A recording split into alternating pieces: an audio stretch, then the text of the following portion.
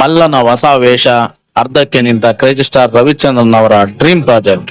Crazy star Ravichandran ನಟನೆ, ನಿರ್ದೇಶನ, ಸಂಗೀತ, ಸಾಹಿತ್ಯ ಎಲ್ಲದರಲ್ಲೂ ಭಿನ್ನತೆಯಿಂದ ಯೋಚನೆ ಮಾಡ್ತಕ್ಕಂತ ವ್ಯಕ್ತಿ. ಆದ್ರೆ ಅವರ ಒಂದು ಸಿನಿಮಾ ಅರ್ಧಕ್ಕೆ ನಿಂತು ಹೋಯ್ತು ಅಂದ್ರೆ ಎಂತ ಬೇಜಾರಿನ ಸಂಗತಿ ಅಂತ ಎಲ್ಲ ಅಭಿಮಾನಿಗಳಿಗೂ ಗೊತ್ತು.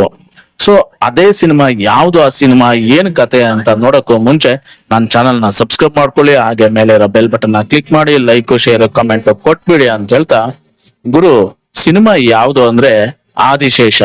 ಸೊ ಆದಿಶೇಷ ಸಿನಿಮಾ ಅರ್ಧಕ್ಕೆ ನಿಂತೋಗಿದೆ.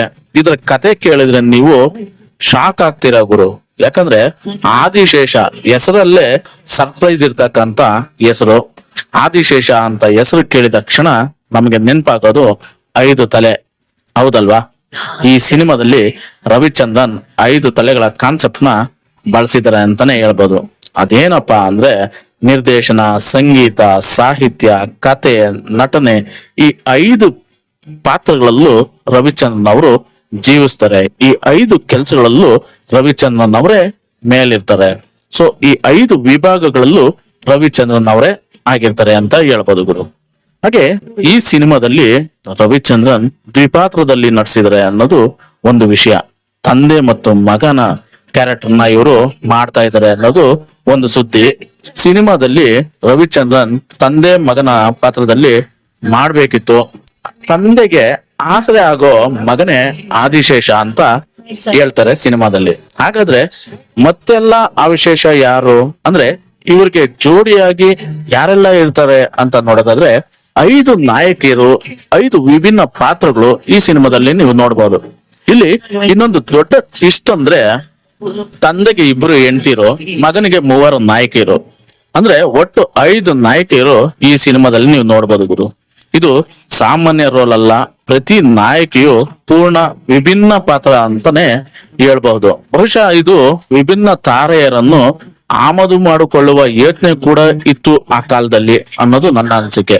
ಹಾಗೆ ನಾಯಕಿಯರ ಆಯ್ಕೆ ಅಂತಿಮ ಆಗ್ಲೇ ಇಲ್ಲ, ಆಗ್ಲೇ ಸಿನಿಮಾ ನಿಂತೋಗಿದೆ ಅಂತ ಅನ್ನೋದು ತುಂಬಾ ಬೇಜಾರಿನ ವಿಷಯ. ಮಲ್ಲ ಚಿತ್ರದಂತೆ ಸಂಪೂರ್ಣ ರವಿಮಯ ಸಿನಿಮಾ. ಇಷ್ಟೆಲ್ಲ ಅಂಶಗಳನ್ನು ನೋಡಿದ್ರೆ ಈ ಸಿನಿಮಾ ಮಲ್ಲ ಚಿತ್ರದಂತೆ ಪೂರ್ಣವಾಗಿ ರವಿಚಂದ್ರನ್ ಅವರ ಮಯ ಅನ್ನೋದ್ರಲ್ಲಿ ಸಂಶಯವೇ ಇಲ್ಲ ಅಂತ ಹೇಳ್ಬೋದು. ರವಿಚಂದ್ರನ್ ಅವರ ಮುಂದುವರೆದ ಆಲೋಚನೆ ಕ್ರೇಜಿ ಸ್ಟಾರ್ ಇತರ ಹಿರಿಯ ನಾಯಕರಿಗಿಂತ ಸ್ವಲ್ಪ ಮುಂದೆ ಯೋಚಿಸಿದವರು ಅಂತ ನನ್ನ ಅನಿಸಿಕೆ. ಯಾಕಂದ್ರೆ 18 ವರ್ಷದ ಹುಡುಗಿಯರ ಜೊತೆ ಅಭಿನಯಿಸುವುದು ಈಗ ಇಷ್ಟ ಇಲ್ಲ ಅನ್ನೋ ನಿಲುವು ಅವ್ರದ್ದು ಅಂತ ನನಗನ್ಸುತ್ತೆ. ಹಾಗೆ ಅದು ಪ್ರೇಮ ಲೋಕದ ಕಾಲ, ಇದು ಮಲ್ಲನ ಕಾಲ ಅನ್ನೋ ಅವರ ಆಲೋಚನೆ ಕನ್ನಡದ ಹಿರಿಯ ನಾಯಕರಿಗೂ ಬಂದಿದ್ರೆ ನಾವು ಇನ್ನಷ್ಟು ಉತ್ತಮ ಚಿತ್ರಗಳನ್ನ ನೋಡಬಹುದಿತ್ತೇನೋ ಅನ್ನೋದು ಎಲ್ಲರ ಮಾತು ಮತ್ತು ಅಭಿಪ್ರಾಯ ಇರಬಹುದೇನೋ ಅನ್ನೋದು ನನ್ನ ಅನಿಸಿಕೆ. ಹಾಗೆ ನಿರ್ಮಾಪಕರ ಪ್ಲಾನ್ ಮತ್ತು ನ್ಯೂಸ್ ಪೇಪರ್ ಅಪ್ಡೇಟ್ ನ ನೋಡೋದಾದ್ರೆ ನಿರ್ಮಾಪಕ ಕನಕಪುರ ಶ್ರೀನಿವಾಸ್ ಅವರಿಗೆ ಆದಿಶೇಷನನ್ನು 2005ರ ಹಾದಿಯಲ್ಲೇ ಬಿಡುಗಡೆ ಮಾಡಬೇಕು ಅನ್ನೋದು ಅವರ ಆಸೆ ಆಗಿರುತ್ತೆ. ಆದ್ರೆ 22 ಜುಲೈ 2013ರಂದು ನ್ಯೂಸ್ ಪೇಪರ್ ನಲ್ಲಿ ಬಂದ ಮಾಹಿತಿ ಪ್ರಕಾರ ಈ ಸಿನಿಮಾ ಮಧ್ಯದಲ್ಲೇ ನಿಂತೋಯ್ತು ಅನ್ನೋದು ಬಹಿರಂಗ ಆಗುತ್ತಂತೆ. ಸೊ ಯಾಕೆ ಈ ಸಿನಿಮಾ ಅರ್ಧಕ್ಕೆ ನಿಂತೋಯ್ತು? ಆದಿಶೇಷ ಹಣಕಾಸಿನ ಸಮಸ್ಯೆನ, ಬೃಹತ್ ಕಾನ್ಸೆಪ್ಟ, ನಿರ್ಮಾಣ ಅಡಚಣೆನ, ಅಥವಾ ಕಾಲದೊಂದಿಗೆ ಯೋಚನೆ ಕೈತಪ್ಪ ಅನ್ನೋದು ಜನಗಳಿಗೆ ಈಗ್ಲೂ ಅರ್ಥ ಆಗ್ಲಿಲ್ಲ. ಇದ್ರ ಬಗ್ಗೆ ಇಂದಿಗೂ ಸ್ಪಷ್ಟವಾದ ಅಧಿಕೃತವಾದ ಮಾಹಿತಿ ಸಿಗ್ಲೇ ಇಲ್ಲ. ಅದೇ ಈ ಸಿನಿಮಾವನ್ನು ಇನ್ನಷ್ಟು ಮಿಸ್ಟ್ರಿ ಆಗಿ ಮಾಡ್ತಿದೆ ಅಂತ ನನ್ನ ಅನಿಸಿಕೆ.